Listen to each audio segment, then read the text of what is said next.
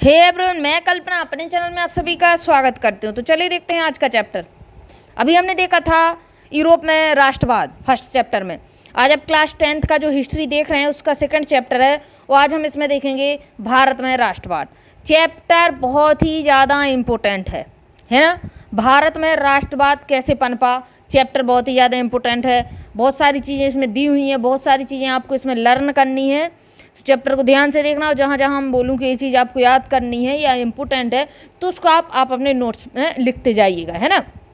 चलिए देखते हैं। और इससे पहले मैं आपको बता दूं कि अगर अभी तक आपने भूगोल नहीं देखा है तो भूगोल जाके देख लीजिए, क्योंकि भूगोल मैंने आपका 6 से 12 तक का लगभग करवा दिया है ना।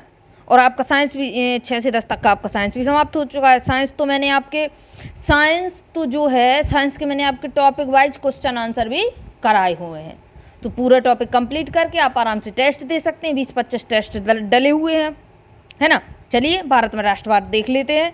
अच्छा चैप्टर है ये वाला, आपका बहुत ही ज़्यादा आपको याद करना है। इसमें बहुत सारी चीज़ें देखिए, जैसा कि आप देख चुके हैं यूरोप में आधुनिक राष्ट्रवाद के साथ ही राष्ट्र राज्यों का भी उदय हुआ।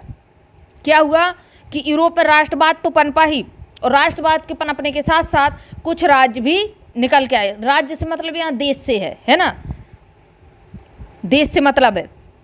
इससे अपने बारे में लोगों की समझ बदलने लगी। वे कौन थे, उनकी पहचान किस बात से प्रभावित होती थी, यह भावना बदल गई। लोगों की अपने बारे में सोच समझ बदली, उनमें राष्ट्र के प्रति लगाव का भाव पैदा होने लगा, है ना। नए प्रतीकों और चिन्हों ने, नए गीतों और विचारों ने नए संपर्क स्थापित किए और समुदायों की सीमाओं को दोबारा परिभाषित कर दिया।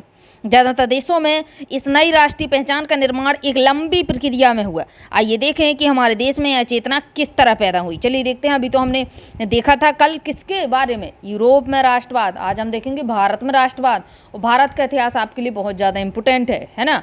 फर्स्ट चैप्टर में आपने लापरवाही कर दी तो चल जाएगी, लेकिन सेकंड इस वाले चैप्टर में आपकी लापरवाही बिल्कुल नहीं चलेगी, क्योंकि आगे इसमें बहुत कुछ दिया हुआ है। चलिए देखिए, दूसरे उपनिवेशों की तरह भारत में भी आधुनिक राष्ट्रवाद की उदय की परिघटना उपनिवेशवाद विरोधी आंदोलन के साथ गहरे तौर पर जुड़ी हुई है। यानी इनके कहने का मतलब है, जो हमारे ऊपर उपनिवेश थे, यानी जो अंग्रेज हमारे ऊपर शासन कर रहे थे, तो उनका हमने उपनिवेशवाद का क्या किया, विरोधी आंदोलन चलाए उपनिवेशवाद के लिए, है ना। और बहुत ज़्यादा आंदोलन चलाए। ये मतलब आसान नहीं था, बहुत मतलब 1857 से देखें आप सिपाही विद्रोह चला, जाके हमें 1947 में आज़ादी मिली। यानी 100 साल तो एकदम कड़क विद्रोह चला। और इससे पहले भी, इससे 50 साल पहले भी थोड़ा थोड़ा विद्रोह आपका चलने लगा था, हल्का फुल्का। लेकिन ये तो आपको बहुत ज़्यादा तेज़ी से विद्रोह यहाँ से स्टार्ट हुआ। 100 साल मतलब 100-150 साल तक विद्रोह चलाए, तब जाके अंग्रेज यहाँ से भागे। तो बहुत कड़क विद्रोह था। आगे देखिए क्या हुआ, आगे देखते हैं क्या हुआ इसमें। देखिए, औपनिवेशिक शासकों के खिलाफ संघर्ष के दौरान लोग आपसी एकता को पहचानने लगे थे। मतलब इन लोगों ने अब ये चीज़ देख ली कि हमें आपस में एकता, एकजुट रहना चाहिए, तो हम औपनिवेशिक लोगों को यहाँ से भगा सकते हैं। उत्पीड़न और दमन के साझा भाव ने विभिन्न समूहों को एक दूसरे से बांध दिया था, लेकिन हर वर्ग और समूह पर उपनिवेशवाद का असर एक जैसा नहीं था। सब वर्ग और समूहों पर एक जैसा उपनिवेशवाद का असर नहीं था। किसी भी चीज़ का असर नहीं होता है एक जैसा। उनके अनुभव भी अलग थे और स्वतंत्रता के मायने भी भिन्न थे। महात्मा गांधी के नेतृत्व में कांग्रेस ने इस समूहों को इकट्ठा करके एक विशाल आंदोलन खड़ा किया, परंतु इस एकता में टकराव के बिंदु भी निहित थे। टकराव भी हुए। इतनी आसानी से आप बोलेंगे भाई जाओ, आप लोग यहाँ से जाओ, अंग्रेजों से आपने ऐसा बोल दिया, तो वो लोग आपकी बात मान लेंगे क्या? अब वो लोग तो वैसे भी हम लोगों को बेवकूफ़ समझते थे, अज्ञानी कहते थे, अनपढ़ गंवार कहते थे, है ना। पहले की एक और पुस्तक में भी आपने भारत में राष्ट्रवाद के उदय का अध्ययन किया है। पिछले चैप्टरों में 6, 7, 8 में हम लोग देख चुके हैं चीज़ों को। वहाँ आपने 20वीं सदी के पहले दशक तक की कहानी पढ़ी थी। इस अध्याय में हम 1920 के दशक के आगे के अध्याय पढ़ेंगे और असहयोग आंदोलन तथा सविनय अवज्ञा आंदोलन के बारे में पढ़ेंगे। बहुत इंपॉर्टेंट है। देखेंगे कि असहयोग नाम क्यों रखा गया, सविनय अवज्ञा क्यों चला, किसने चलाया, कौन से सन में चलाया गया, इसके नुकसान फ़ायदे क्या हुए, सब देखेंगे। हम ये देखेंगे कि कांग्रेस ने राष्ट्रीय आंदोलन को विकसित करने के लिए किस तरह के प्रयास किए, इस आंदोलन में विभिन्न सामाजिक समूहों ने किस तरह का हिस्सा लिया और किस तरह राष्ट्रवाद ने लोगों की कल्पना को नई उड़ान दे दी। चलिए देखिएगा, आगे देखेंगे। राष्ट्रीय आंदोलन के दौरान सड़कों पर इस तरह के बड़े जुलूस आम बात थी। बताइए आप, इतनी जनता में लोग निकलते थे और किसी को पता नहीं रहता था अब हम जिंदा घर जाएंगे या मर जाएंगे जुलूस में, है ना। और लोग पीछे नहीं हटने वाले थे इस बार। पहला विश्व युद्ध हुआ, इसमें खिलाफत आंदोलन चला और असहयोग आंदोलन। तो देखिए खिलाफत आंदोलन क्या था और पहला विश्व युद्ध हुआ तो असहयोग आंदोलन क्या था।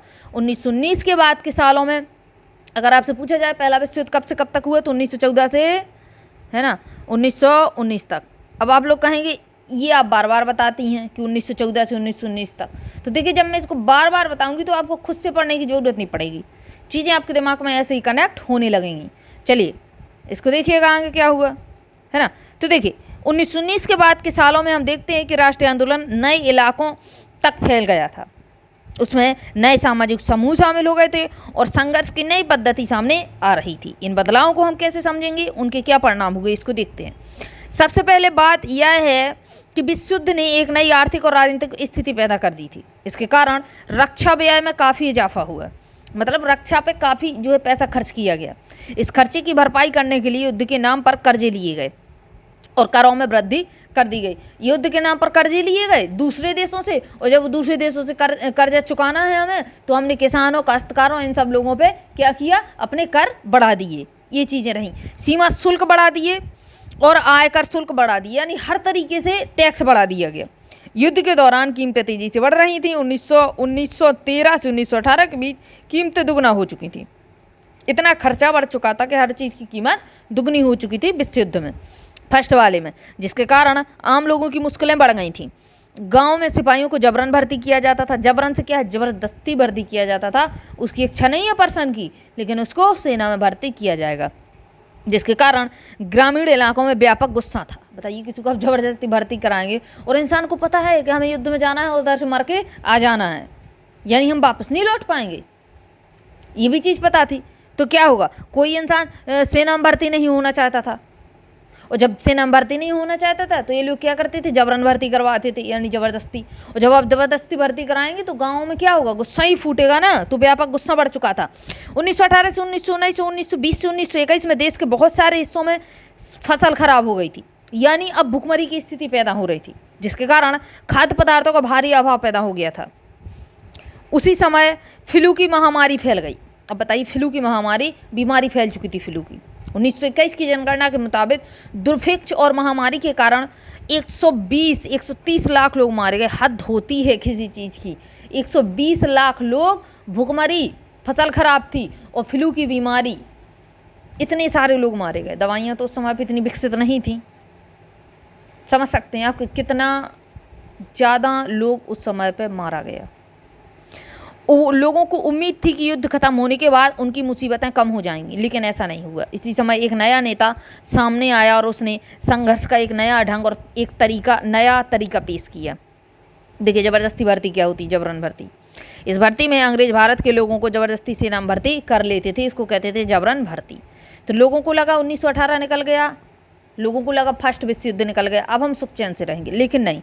अब यहाँ से स्टार्ट चीज़ें क्या हो गई और ज़्यादा, बहुत ज़्यादा तरीके से क्या हुआ, इंडिया में ही क्या हुए, बहुत ज़्यादा तरीके से इंडिया में ही संघर्ष चलने लगे। तो देखिए सत्याग्रह का विचार आया, एक नेता आया हमारे देश में इस समय पे 1915 में, और क्या हुआ, सत्याग्रह का विचार आया। तो महात्मा गांधी आए जनवरी में। कब आए महात्मा गांधी? जनवरी में। 1915 में भारत लौटे। याद रखिएगा, पूछा जाता है कौन से महीने में भारत आए थे गांधी जी, है ना, कहाँ से आए थे गांधी जी और कौन से सन में आए थे। सीधे सीधे आपका वन लाइनर क्वेश्चन रखा हुआ मिलेगा। वे दक्षिण अफ्रीका से आए थे। आई बात समझ में? उन्होंने एक नए तरह के जन आंदोलन के रास्ते पर चलते हुए इन्होंने अधिकतर जन आंदोलन भी चलाए, अधिकतर जन आंदोलन ही चलाए, है ना। तो देखिए क्या हुआ, जन आंदोलन के रास्ते चलते हुए वहाँ की नस्ल भेदी सरकार से सफलतापूर्वक लोहा लिया था दक्षिण अफ्रीका में, है ना। इस पद्धति को वे सत्याग्रह कहते थे। ये जो लोहा लेते थे ना, लोहा यानी जो लड़ाई झगड़े इनके रहते थे, लेकिन लड़ाई का मतलब ये नहीं घूसा घूसा वाली लड़ाई नहीं रहती थी इनकी, लात घूसा वाली, बड़ी शांति वाली लड़ाई रहती थी, है ना। सत्याग्रह के विचार से सत्य की शक्ति पर आग्रह और सत्य की खोज पर जोर दिया जाता था। सत्याग्रह यानी सत्य के लिए आग्रह। अभी बात समझो, सत्याग्रह का जब आप संधि विच्छेद करेंगे तो निकलेगा सत्य के लिए आग्रह। इसका अर्थ था कि अगर आपका उद्देश्य सच्चा है, यदि आपका संघर्ष अन्याय के खिलाफ है, तो उत्पीड़क के से मुकाबला करने के लिए आपको किसी शारीरिक बल की आवश्यकता नहीं है। देखिए, फिजिकली लड़ाई गांधी जी ने कभी नहीं की, गांधी जी ने दिमाग से काम किया, है ना, और हिंसा नहीं की, अहिंसा के मार्ग पर चलते थे। प्रतिशोध की भावना या आक्रामकता का सहारा लिए बिना सत्याग्रही केवल अहिंसा के सहारे ही अपने संघर्ष में सफल हो सकते हैं, गांधी जी का कहना था। इसके लिए दमनकारी शत्रु की चेतना को झिझोड़ना चाहिए। उत्पीड़क शत्रु को ही नहीं बल्कि सभी लोगों को हिंसा के जरिए सत्य को स्वीकार करने पर विवश करने की बजाय सच्चाई को देखने और सहज भाव से स्वीकार करने के लिए प्रेरित किया जाना चाहिए, गांधी जी ने बोला, है ना। इस संघर्ष में अंततः सत्य की ही जीत हुई। गांधी जी का विश्वास था कि अहिंसा का यह धर्म सभी भारतीयों को एकता के सूत्र में बांध देगा। हिंसा में विश्वास नहीं करते थे कतई, किसी ने गाल पे एक थप्पड़ मारा दूसरा करने में विश्वास रखते थे, है ना। भारत आने के बाद गांधी जी ने कई स्थानों पर सत्याग्रह आंदोलन चलाए। जन आंदोलन और सत्याग्रह आंदोलन, यानी लोगों को लेकर आंदोलन चलाते थे, सत्य के लिए आग्रह करते थे। 1917 में उन्होंने बिहार के चंपारण इलाके का दौरा किया और दमनकारी बागान व्यवस्था के खिलाफ किसानों को संघर्ष के लिए प्रेरित किया। याद रखिएगा, चंपारण जो आंदोलन चला कहाँ चला, जन आंदोलन था, है ना, कहाँ पे चला, बिहार में चला, कौन से सन में चला, 1917 में, है ना। 1916 में गांधी जी ने पूरी साल क्या किया, पूरे भारत में घूमे और पूरे भारत की स्थिति देखी कि किस तरीके की स्थिति है और हमें इससे आगे कौन से सत्याग्रह या फिर कौन से आंदोलन चलाने चाहिए। इसलिए गांधी जी ने अब क्या किया कि चंपारण पहुँचे और चंपारण में इन्होंने क्या किया कि जो उधर पे बागान व्यवस्था थी उधर पे लगी कि यहाँ पे हमें जन आंदोलन चलाना चाहिए, लोगों के लिए, किसानों के लिए संघर्ष चलाना चाहिए। तो किसानों को पहले लिया, यानी जन आंदोलन में कौन से जन थे, कौन से लोग थे, तो किसान थे। किसानों को संघर्ष के लिए प्रेरित किया। चंपारण चलाया 1917 में, पूछा जाता है किसने चलाया, कौन से सन में चलाया, किसके लिए चलाया, और पूछा जाता है कौन से राज्य में चलाया। इतने सारे क्वेश्चन एक से ही बनते हैं। चलिए देखिए आगे देखेंगे, आगे देखिए इसको, इधर से देखिए। 1917 में उन्होंने गुजरात के खेड़ा जिले के किसानों की मदद के लिए सत्याग्रह आंदोलन चलाया। तो देखिए, गांधी जी ने चंपारण भी चलाया और खेड़ा भी चलाया। खेड़ा की बात करें तो गुजरात में चला था, चंपारण की बात करें तो बिहार में चला था, है ना। और दोनों जो है किसानों की मदद के लिए चलाए गए थे। फसल खराब हो जाने और प्लेग की महामारी के कारण खेड़ा जिले के किसान लगान चुकाने की हालात में नहीं थे और अंग्रेज जो है इन्हें परेशान करते थे। वे चाहते थे कि लगान वसूली में ढील दी जाए। इतनी ज़्यादा ही टैक्स लेते थे कि लोग बाग चुका नहीं पाते थे। 1918 में गांधी जी सूती कपड़ा कारखाने के मजदूरों के लिए सत्याग्रह आंदोलन चलाने अहमदाबाद मिल मजदूरी का आंदोलन चला था। अहमदाबाद मिल मजदूर आंदोलन चला था। किसके लिए? कपड़ा कारखाने के लिए चलाया था, सूती कपड़ा कारखाने के लिए। इसमें तो मिल मजदूर लगा है तो वैसे भी समझ में आ जाएगा किसका है, कपड़ा का है।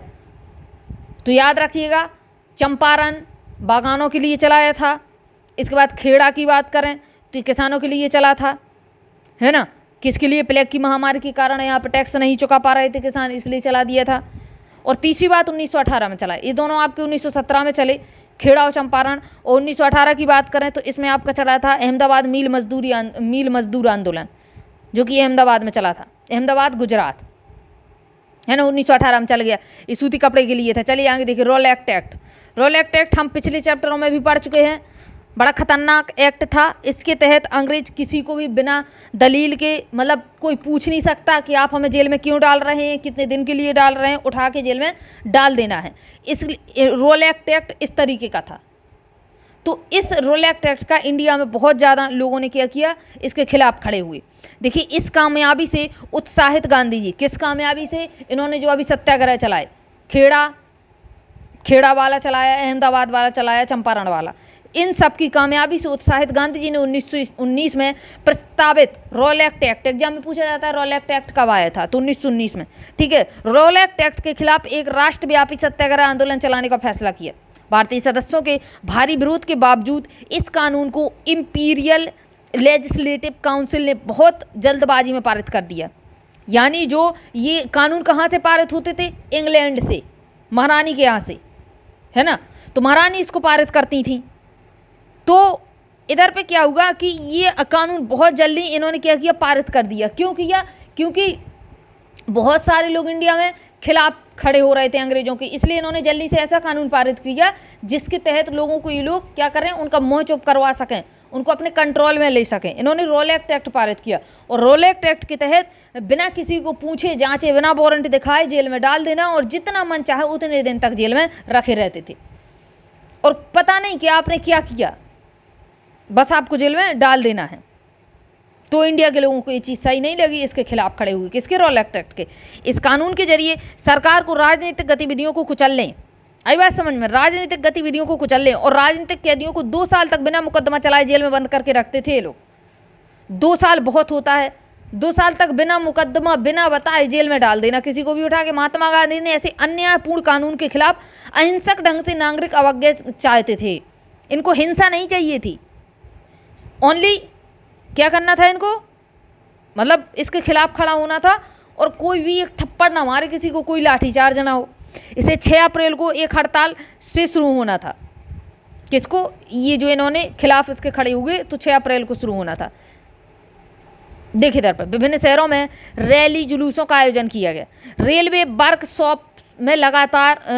वर्कशॉप्स में कामगार हड़ताल पर चले गए। हर जगह जो काम वाले लोग लगे थे उन्होंने हड़ताल कर दी, दुकानें बंद कर दी गई। इस व्यापक जन उभार से चिंतित तथा रेलवे और टेलीग्राफ जैसे संचार सुविधाओं के भंग हो जाने की आशंका से भयभीत अंग्रेजों और राष्ट्रवादियों पर दमन शुरू कर दिए, मतलब मार कुटाई शुरू कर दी।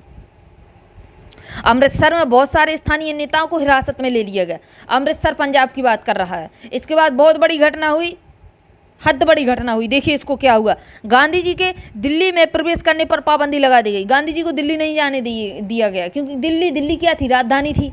और अगर गांधी जी वहाँ प्रवेश कर जाते तो वहाँ पर बहुत ज़्यादा भीड़ और दंगे हो जाते।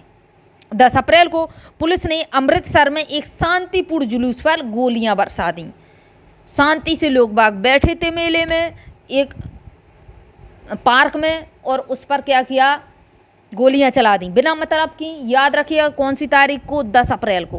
कौन सी जगह है? अमृतसर को, अमृतसर में। इसके बाद लोग बैंकों, डाकखानों और रेलवे स्टेशनों पर हमले करने लगे। मार्शल लॉ लागू कर दिया गया और जनरल डायर ने कमान जो है संभाल ली। ये जनरल डायर जो था इसने गोलियां चलवाई थी अमृतसर में, जिसके कारण 13 अप्रैल को जलियांवाला बाग हत्याकांड हुआ था। कब हुआ? उस दिन अमृतसर में बहुत सारे लोग सालाना बैसाखी मेले का त्यौहार मनाते हैं, मेला लगता है, ठीक है। तो बैसाखी मेले में शिरकत करने के लिए जलियांवाला बाग मैदान में जमा हुए थे 13 अप्रैल को। बाकी लोग तो सरकार द्वारा लागू किए गए दमनकारी कानून का विरोध करने के लिए एकत्रित हुए थे। कुछ लोग तो मेला देखने के लिए एकत्रित हुए थे, कुछ लोग बैसाखी का त्यौहार मना रहे थे, और कुछ लोग झुंड बना के या ग्रुप बना के बैठे हुए थे कि रोलेक्ट एक्ट का क्या किया जाए, इस पर विचार हो रहा था। यह मैदान चारों तरफ से बंद था, इस तरीके से घिरा हुआ था। ये मैदान पट्टी थी पूरे मैदान पे, है ना। और कब हुआ? याद रखना 13 अप्रैल को होगा। एक एक बात याद रखना, जलियांवाला बाग हत्याकांड की बहुत इंपॉर्टेंट है। गोलियां किसने बरसवाई थी? जनरल डायर ने। ओके, मतलब विरोध किस चीज़ का हुआ था? तो रोलेक्ट एक्ट के बाद ये चीज़ आई थी। रोलेक्ट एक्ट का इतनी भारी मात्रा में विरोध कर दिया था कि इसने क्या किया था, जलियांवाला हत्याकांड करवा दिया था।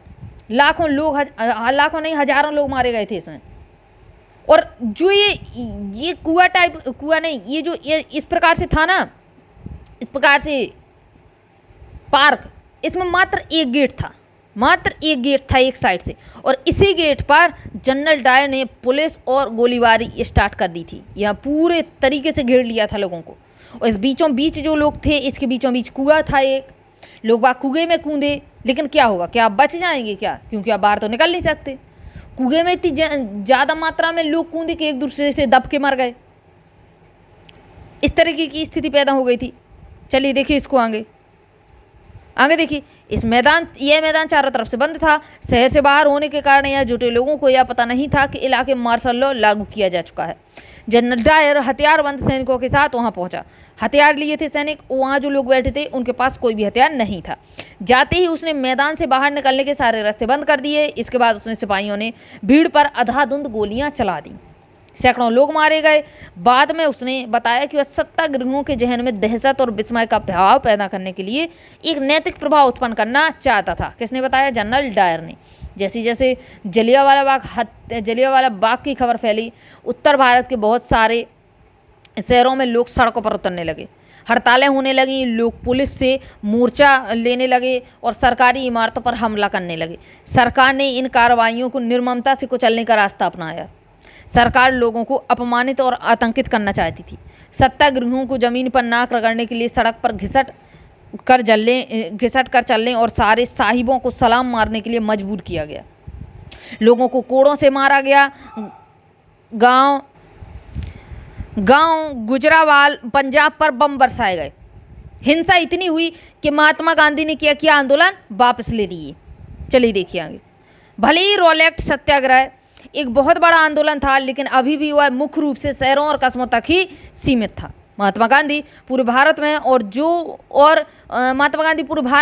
और भी ज़्यादा जनाधार वाला आंदोलन खड़ा करना चाहते थे। हिंसा नहीं करनी थी इनको, अहिंसक ढंग से चाहते थे और जन लोगों के द्वारा चाहते थे, यानी लोगों को इकट्ठा करके। लेकिन उनका मानना था कि हिंदू मुसलमानों को एक दूसरे के नज़दीक लाए बिना ऐसा कोई आंदोलन नहीं चलाया जा सकता, क्योंकि इंडिया में ये भी चीज़ें हो चुकी थी कि हिंदू मुस्लिम भी अलग अलग होना चाहते थे। उन्हें लगता था कि खिलाफत का मुद्दा उठाकर भी दोनों समुदायों को नज़दीक ला सकते हैं। पहले विश्व युद्ध में ओटोमन टर्की की हार हो चुकी थी। तुर्की में ओटोमन साम्राज्य था, उसकी हार हो चुकी थी। इस आशा की अफवाहें फैली हुई थी कि इस्लामिक विश्व के आध्यात्मिक नेता खलीफा, इसको देखिए एक बार, कि इस्लामिक विश्व में जो नेता थे वो कौन से थे?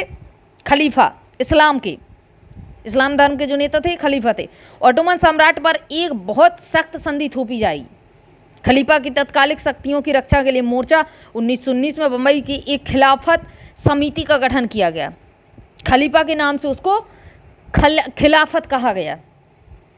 मोहम्मद अली और शौकत अली बंधुओं के साथ साथ कई युवा मुस्लिम नेताओं ने इस मुद्दे पर संयुक्त जन कार्रवाई की संभावना तराशने के लिए महात्मा गांधी के लिए चर्चा शुरू कर दी।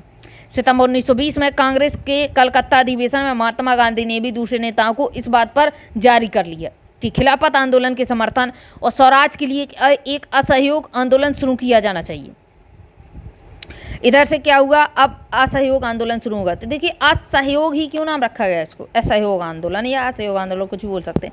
अपनी प्रसिद्ध पुस्तक हिंद स्वराज 1909 में महात्मा गांधी, याद रखिएगा हिंद स्वराज किसने लिखी थी? तो महात्मा गांधी ने, है ना, 1909 में कहा कि भारत में ब्रिटिश शासन भारतीयों के सहयोग से स्थापित हुआ था और यह शासन इसी सहयोग के कारण चल पा रहा है। अगर भारत के लोग अपना सहयोग वापस ले लें तो साल भर के भीतर ब्रिटिश शासन ढह जाएगा और स्वराज की स्थापना हो जाएगी।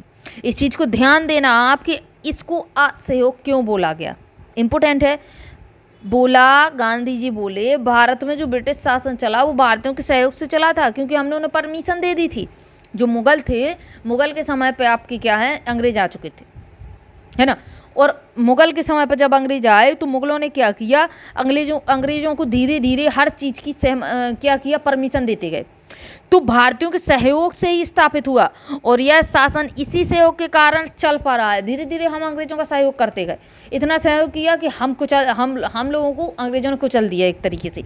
अगर भारत के लोग अपना सहयोग वापस ले लें यानी असहयोग हो जाएं, हट जाएं यहाँ से, तो ब्रिटिश शासन ढह जाएगा और हम स्वराज की स्थापना कर पाएंगे। असहयोग का विचार आंदोलन कैसे बन सकता था? गांधी जी का सुझाव था कि यह आंदोलन चरणबद्ध तरीके से आगे बढ़ना चाहिए। सबसे पहले लोगों को सरकार द्वारा दी गई पदवियां लौटा देनी चाहिए। जो सरकार ने हम भारतीयों को पदवियां दी हैं उनको लौटा दो। और सरकारी नौकरियां, सेना, पुलिस, अदालतें, विधायी परिषदें, स्कूल और विदेशी वस्तुओं को बहिष्कार करना चाहिए। बहिष्कार का क्या मतलब है? उन वस्तुओं को हमें लेना नहीं है, हटाओ इन चीज़ों को, है ना। अगर सरकार दमन का रास्ता अपनाती है तो व्यापक सबना अवज्ञा अभियान भी शुरू किए जाएं। दमन का रास्ता अगर मार कुटाई करती तो और ज़्यादा मात्रा में व्यापक आंदोलन शुरू किए जाएंगे। 1920 की गर्मियों में गांधी जी और शौकत अली आंदोलन के लिए समर्थन जुटाने हुए देश भर में यात्राएं इन्होंने की। चलिए देखिए आगे।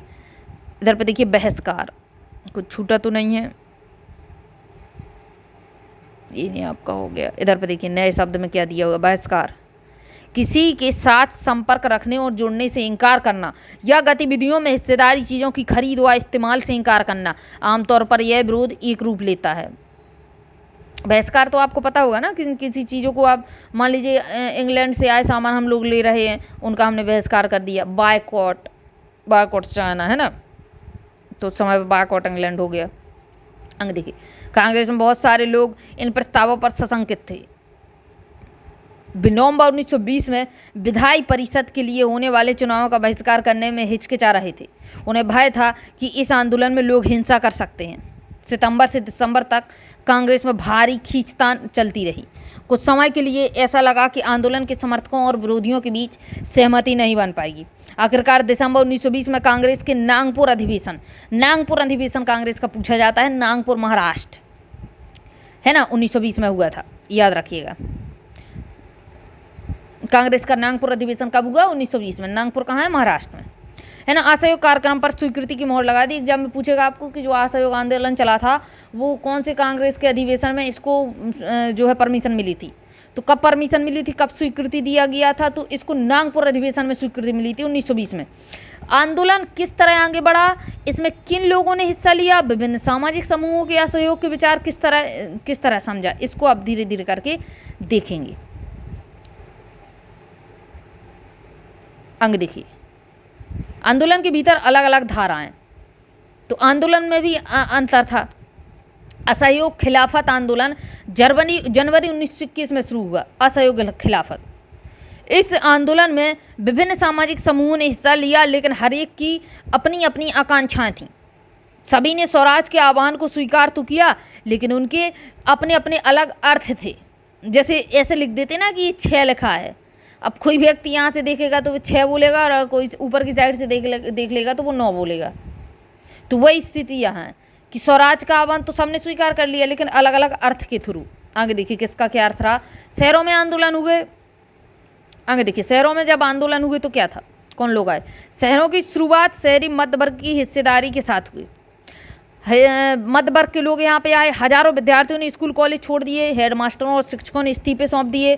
वकीलों ने मुकदमे लड़ना बंद कर दिया। मद्रास के अलावा ज़्यादातर प्रांतों में परिषद चुनाव का बहिष्कार किया गया।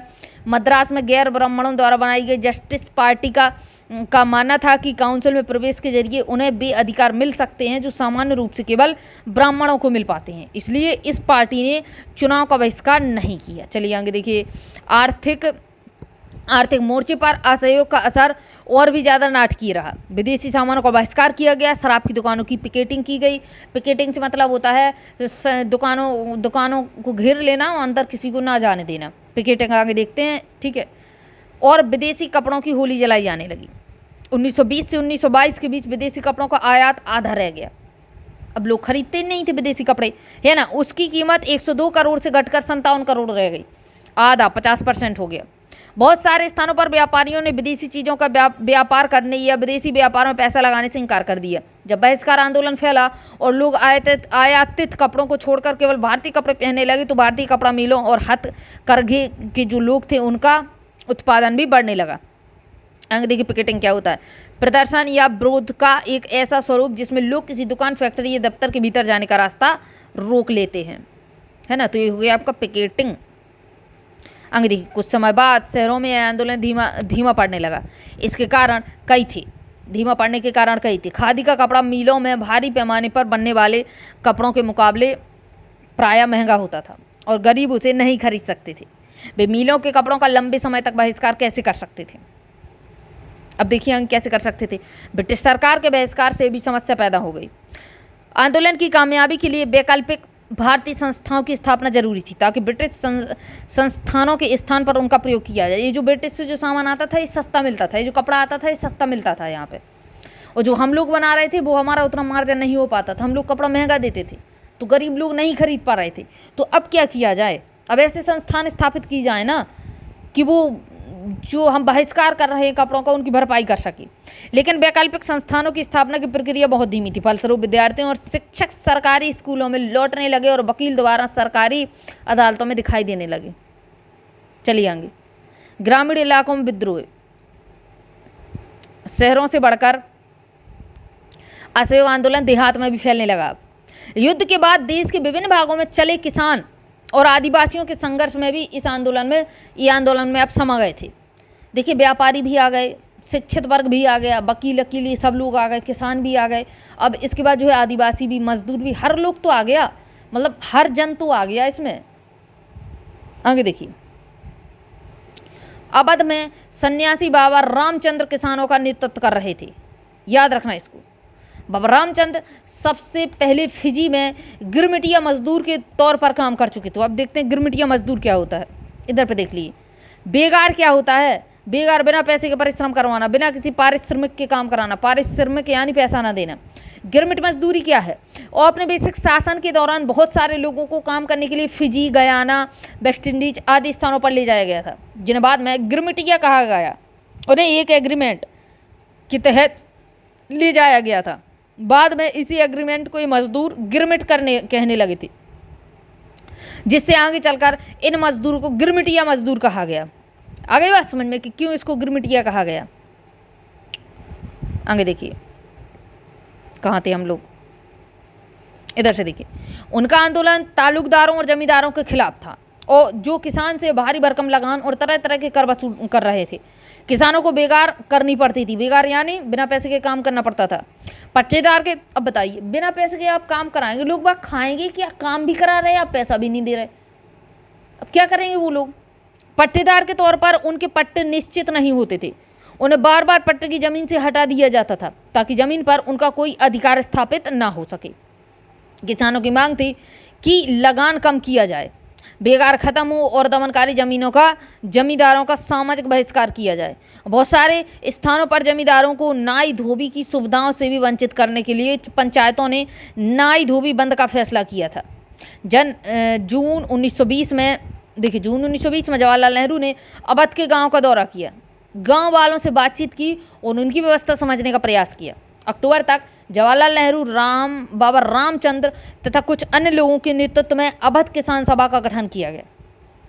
तो अगर पूछे आपके कि अवध में किसने, यूपी में किसने नेतृत्व किया अवध के हिस्से में, तो किसने किया था। बाबा रामचंद्र ने किसानों का नेतृत्व किया था। 1920 की बात बता रहा है, इस चीज़ को भी याद रखना। महीने भर में इस पूरे इलाके में गांव में संगठन में 300 से ज़्यादा शाखाएं बन चुकी थी। बताइए, गांव में 300 से ज़्यादा इस संगठन की शाखाएं फैल चुकी थी।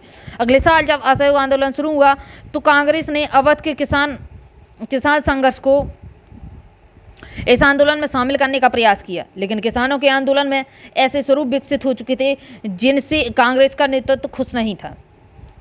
1921 में जब आंदोलन फैला तो तालुकदारों और व्यापारियों के मकानों पर हमले होने लगे। आई बात समझ में। आंदोलन फैलेगा तो हिंसा भड़केगी, है ना। बाजारों में लूटपाट होने लगी और अनाज के गोदामों पर क्या हुआ, कब्जा कर लिया गया। बहुत सारे स्थानों पर स्थानीय नेता किसानों को समझा रहे थे कि गांधी जी ने ऐलान कर दिया है कि अब कोई लगान नहीं भरेगा और जमीन गरीबों में बांट दी जाएगी। गांधी महात्मा का नाम लेकर लोग अपनी सारी कार्रवाई और कांक्षाओं को सही ठहराते थे। देखिए, कुछ लोग क्या करते थे, इसकी सिर्फ गांधी जी का नाम लेना है, गांधी जी ने बोला नहीं है, लेकिन गांधी जी का नाम लेके बात में बोलते थे कि गांधी जी ने ऐसा बोला, गांधी जी ने ऐसा बोला, ऐसा होने लगता था। आगे देखिए, आदिवासी किसानों ने महात्मा गांधी के संदेश और स्वराज के विचार का कुछ और ही मतलब निकाला। उदाहरण के लिए आंध्र प्रदेश की गुडेम पहाड़ियों में 1920 के दशक की शुरुआत में एक उग्र गुरिल्ला फैल गया था, गुरिल्ला आंदोलन चला। कांग्रेस इस तरह के संघर्ष को भी कभी स्वीकार नहीं कर सकती थी। आगे देखिए, एक मिनट, ये आपका हो गया, ये आपका हो गया। इधर पे देखिए, ये थोड़ा इसको देख लीजिए। 1928 में वल्लभ भाई पटेल ने गुजरात के बारदोली तालुका में किसान आंदोलन का नेतृत्व किया। याद रखना, बारदोली वाला नेतृत्व किसने किया था, वल्लभ भाई पटेल ने। और वल्लभ भाई पटेल को अब हम लोग क्या बोलते हैं, सरदार वल्लभ भाई पटेल, सरदार वल्लभ भाई पटेल कहते हैं, जो कि भूराज इसको बढ़ाने के खिलाफ था, या बारदोली सत्याग्रह के नाम से जाना जाता है। और यह आंदोलन वल्लभ भाई पटेल के समक्ष नेतृत्व के तहत सफल रहा। इस संघर्ष का प्रचार व्यापक रूप से हुआ और इसे भारत के कई हिस्सों में अत्यधिक सहानुभूति प्राप्त हुई। सबसे बड़ी बात इसमें क्या आती है कि जो बारदोली आंदोलन हुआ, इसका नेतृत्व किसने किया था, तो वल्लभ भाई पटेल ने। अब आप देखेंगे कि इनका नाम ओनली वल्लभ भाई पटेल है और हम इनको क्या बोलते हैं, सरदार वल्लभ भाई पटेल। 1928 में हुआ, इस चीज़ को याद रखना। और सबसे बड़ी बात इसमें निकल के आती है कि इनको सरदार किसने बोला था, सरदार की जो उपाधि है वो किसने दी थी, तो बारदोली गाँव की औरतों ने इनको सरदार बोला था और तब से इनका नाम सरदार वल्लभ भाई पटेल हुआ था। पूछा जाता है एग्जाम में कि सरदार वल्लभ भाई पटेल को सरदार की उपाधि किसने दी थी, तो हम लोग बड़े बड़े नाम सोचते हैं, गांधी जी, महात्मा गांधी, नेहरू, तो इस प्रकार से नाम हम लोग निकलते हैं। निकालते हैं, लेकिन ऐसा नहीं था। बारदोली की महिलाओं ने इनको सरदार बोला था, है ना। और अगर पता ना हो तो वो सरदार बारदोली की महिलाओं वाला सबसे पहले स्किप हो जाता है ऑप्शन, लेकिन वही सही है। तो बारदोली आंदोलन किसने चलाया था? सरदार वल्लभ भाई पटेल ने 1928 में, और इनको सरदार की उपाधि वहाँ की महिलाओं ने दी थी, सरदार वल्लभ भाई पटेल। अंग देखिए, यहाँ से देखिए अन्य वन, ये देखिए अन्य वन क्षेत्रों की तरह यहाँ भी अंग्रेजी सरकार ने बड़े बड़े जंगलों में लोगों के दाखिल होने पर पाबंदी लगा दी थी। लोग इन जंगलों में ना तो मवेशियों को चरा सकते थे और ना ही जलावन के लिए लकड़ी और फल बीन सकते थे। इससे पहाड़ों के लोग परेशान और गुस्सा थे। न केवल उनकी रोजी रोटी पर असर पड़ रहा था, बल्कि उन्हें लगता था कि उनके परंपरागत अधिकार भी छीने जा रहे थे। जब सरकार ने उन्हें सड़कों के निर्माण के लिए बेगार करने पर मजबूर किया, बेगार मतलब सड़कों का निर्माण हो रहा है, आप मजदूरी करा रहे हो, कुछ दे नहीं रहे हैं उनको, तो लोगों ने बगावत कर दी। उनका नेतृत्व करने वाले अल्लूरी सीताराम राजू एक दिलचस्प व्यक्ति थे। अल्लूरी सीताराम राजू, याद रखिएगा।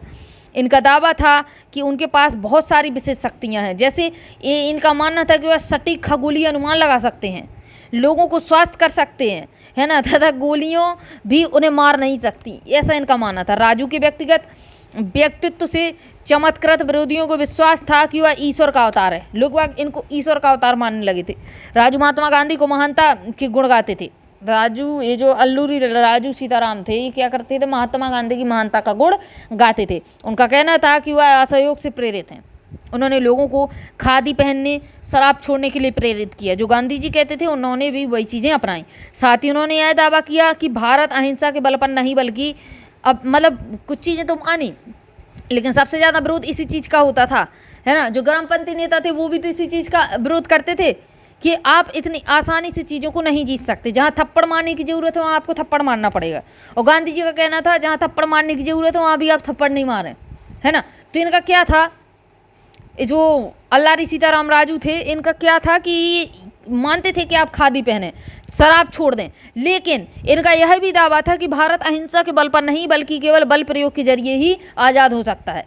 गूढ़े विरोधियों ने पुलिस थानों पर हमला किए, ब्रिटिश अधिकारियों को मारने की कोशिश की और स्वराज प्राप्ति के लिए गुरिल्ला युद्ध चलाते रहे। गुरिल्ला युद्ध पद्धति होती है ना, गुरिल्ला किसकी पद्धति है? याद रखना, युद्ध पद्धति होती है। 1924 में राजू को फांसी दे दी गई। राजू अपने लोगों के बीच लोकनायक बन चुके थे। आगे देखिए, बागानों में स्वराज। बागानों में कैसा था स्वराज? महात्मा गांधी के विचारों और स्वराज की अवधारणा के बारे में मजदूरों की अपनी समझ थी। असम की बात करते हैं। असम के बागानी मजदूरों के लिए आज़ादी का मतलब यह था कि भी उन चार दीवारों से जब चाहे आ जा सकते हैं। मतलब ये जो बाग में रहते थे, बाग में जो काम कर सकते हैं, जब हमें जाना है तब हम जाएंगे बागों में, नहीं जाना है हम लोगों को, अब घर जाना है तो हम लोग घर जाएंगे। लेकिन अंग्रेजों ने क्या किया था? बहुत ही पाबंदी लगा दी थी। जब वो चाहे तब आप बागानों में जाके काम करेंगे, जब वो चाहे तो आप बागानों से वापस आएंगे। देखिए, जिनमें उनको बंद करके रखा गया था चार दीवारों के भीतर, उनके लिए आज़ादी का मतलब था कि वे अपने गांव से संपर्क रख सकें। 1859 में इनलैंड एग्रीमेंट एक्ट के तहत बागानों में काम करने, इनलैंड, लैंड मतलब ज़मीन, है ना। तो देखिए, इनलैंड एग्रीमेंट एक्ट आया। इसके तहत बागानों में काम करने वाले मजदूरों को बिना इजाज़त बागान से बाहर जाने की छूट नहीं होती थी। बिना इजाज़त के आप बागान के अंदर नहीं जा सकते थे, बिना इजाज़त के बागान के बाहर नहीं आ सकते थे, है ना। और यह इजाज़त उन्हें बिरले ही मिल पाती थी, और इजाज़त जल्दी मिलती नहीं थी, है ना। परेशानी भी होती थी। जब उन्होंने असहयोग आंदोलन के बारे में सुना तो हजारों मजदूर अपने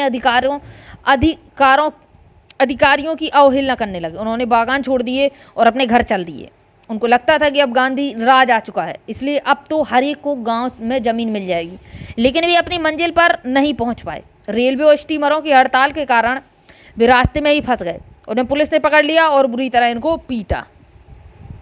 आगे देखिए, यहाँ पे आपका कुछ छूटा नहीं है। देखिए, इन स्थानीय आंदोलन की अपेक्षाओं और दृष्टियों को कांग्रेस के कार्यक्रम में परिभाषित नहीं किया गया था। उन्होंने जो स्वराज शब्द का अपने अपने हिसाब से सामने अर्थ निकाल लिया था।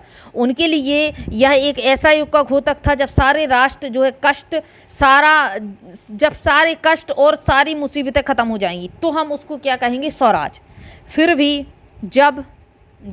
जब आदिवासियों ने गांधी जी के नाम का नारा लगाया, स्वतंत्र भारत की हुंकार भरी, तो वे एक अखिल भारतीय आंदोलन से भी भावनात्मक स्तर पर जुड़े हुए थे। जब भी महात्मा गांधी का नाम लेकर काम करते थे या अपने आंदोलन को कांग्रेस के आंदोलन से जोड़कर देखते थे तो वास्तव में एक ऐसे आंदोलन का अंग बन जाते थे जो उनके इलाके तक ही सीमित नहीं था। आगे देखिए क्या है, ये देखिए गोरखपुर में चोरी चोरा कांड हुआ था। चोरी चोरा हत्याकांड आपका 1922 में हुआ था। पूछता है कब हुआ था, तो 1922 में हुआ था, है ना। कहाँ पे हुआ था, गोरखपुर में हुआ था। गोरखपुर स्थित चोरी चोराम बाजार में गुजर रहा एक शांतिपूर्ण जुलूस पुलिस के साथ हिंसक टकराव में बदल गया। इस घटना के बारे में सुनती महात्मा गांधी ने असहयोग आंदोलन रोकने का आह्वान कर दिया। गांधी जी को क्या रहता था, जहाँ हिंसा हुई तो वो कहते थे भाई ठीक है आंदोलन आप वापस लो, शांति से बैठ जाओ। कुछ दिनों के लिए शांति पकड़ लेते थे, है ना। चोरा चोरी देख लिया कहाँ होगा। अब देखिए सबना अवज्ञा की ओर, तो ये सबना अवज्ञा की ओर हम इसको सेकंड पार्ट में देखेंगे क्योंकि एक पार्ट आपका 40 मिनट का हो चुका है ना। तो इसको सेकंड पार्ट में देखेंगे, बहुत इंपॉर्टेंट है, इधर से तो और ज़्यादा इंपॉर्टेंट है। अभी देखेंगे इसको आज ही। चलिए मिलते हैं, तब तक के लिए जय हिंद जय भारत।